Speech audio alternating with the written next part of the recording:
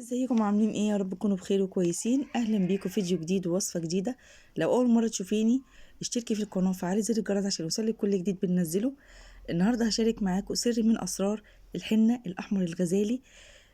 لون ثابت، لون جميل، في فتره قليله جدا، وقت قليل، في نص ساعه هتلاقي اللون اللي انت عايزاه. خليكي معايا، يلا بينا نشوف الفيديو. بسم الله ونصلي على الرسول ونشوف عملنا مع بعض ايه. انا معايا هنا حنه. هتروحي عند العطار تقولي له عايزه حنه نقش، مش ما تجيبيش حنه بتاعه الشعر، لا، الحنه النقش اللي بننقش بيها على ايدينا واللي بنعمل بيها التاتو. هو هيعرفها على طول وهيديها لك. تمام. هتجيبي لي حنه لونها اخضر، ما تجيبيش البني عشان البني تبقى قديمه عنده، يبقى بقالها فتره كبيره عنده فلونها بيبقى بني. لا، ما تجيبيش من دي. لقيتي لونها اخضر حلو كده يا ريت تجيبيها، هتلاقي ريحتها حلوه ولونها كمان حلو كده. تمام. انا عايزه منها هنا حوالي، انا معايا هنا معلقتين. انا مش هقول لك مقادير، انت هتعملي بقى الكميه اللي انت عايزاها. تمام. وهحتاجها هعمل بالحنه النهارده الشمندر او البنجر. تمام. حلو جدا جدا جدا في اللون الاحمر الغزالي، هيبقى ثابت معاكي وفي خلال نص ساعه اللون هيبقى خرافه باذن الله. هتجيبي لي من الشمندر او اللهم صل على النبي، اسمه ايه، البنجر. هتجيبي لي منه حبايه. تمام.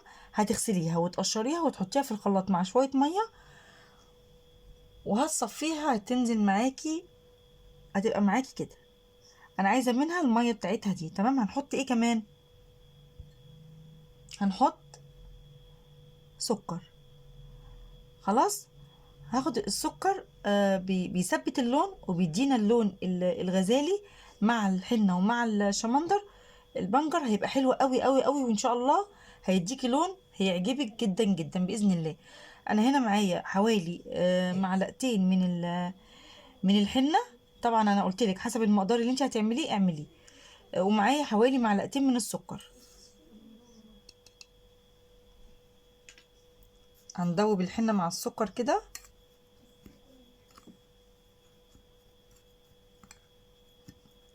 هنبتدي بقى نحط من البنجر شويه بشويه، هنعجن بيه الحنه. اعمليها وعلى ضمانتي، ده سر من اسرار الكوافيرات. الكوافيرات بتعمل كده الحنه بالطريقه دي. نقلب.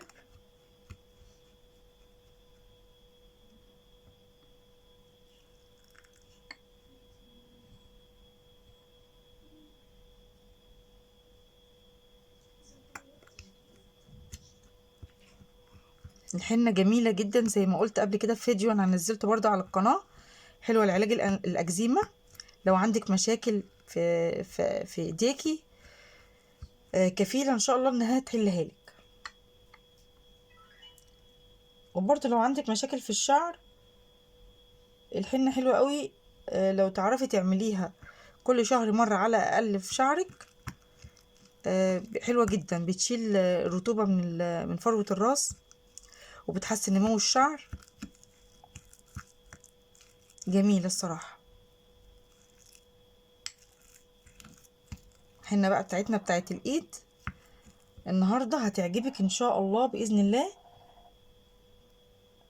السر ده مش هيقولك عليه اكتر الناس.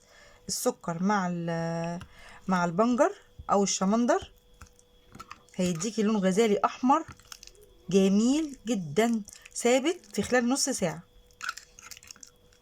نقلب كده.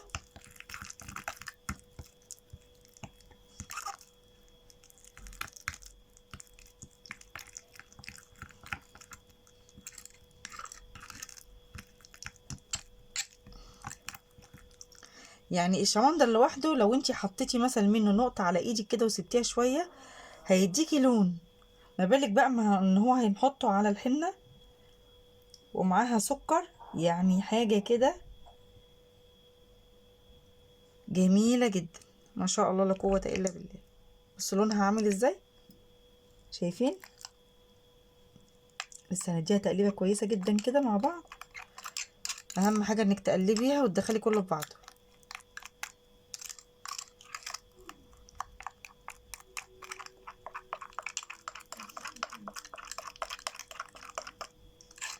هوريك القوام بتاعها، لسه عايزة تاني.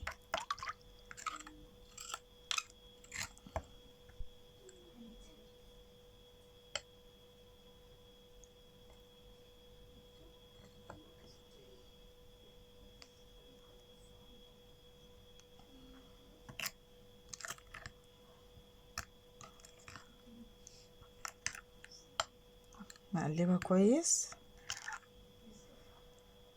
انا كنت عملتها قبل كده على القناة برضو، بس عملتها بالقهوة او بالبن، كانت حلوة قوي قوي. يعني كانت جميلة. جربي دي كمان برضو هتعجبك. انا بجيب لكم الاسرار اللي هي محدش هيقول لكم عليها ابدا.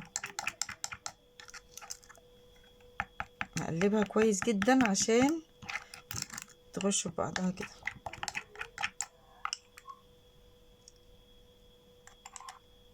بس قوامها بقى عامل ازاي، تحفة التحف، ما شاء الله لا قوة الا بالله.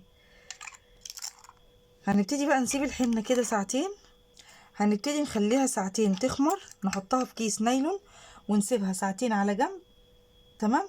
لو انتي مستعجله عليها، مش مستعجله عليها، يا ريت تسيبيها طول الليل منقوعه وتقومي الصبح اشتغلي بيها. خلاص. هتبقى حلوه قوي قوي قوي لو انتي عملتيها كده، بس برضه هتبقى حلوه برضه لو خليتيها خلال ساعتين. نقلبها كويس جدا. ابتدي بقى انقشي بيها زي ما انتي عايزه، وادعيلي. ارجعي على القناه، امانه عليكي ترجعي وتقولي لي رايك فيها ايه. اتمنى تكون الوصفه عجبتكم حبايب قلبي. لو لسه بقى معايا لاخر الفيديو، ما تنسيش اللايك عشان يرفع لي الفيديو والكل يستفاد، واشتركي في القناه لو انت لسه اول مره تشوفيني، وفعلي زر الجرس عشان يوصلك كل جديد بننزله. شكرا حبايب قلبي، السلام عليكم ورحمه الله وبركاته.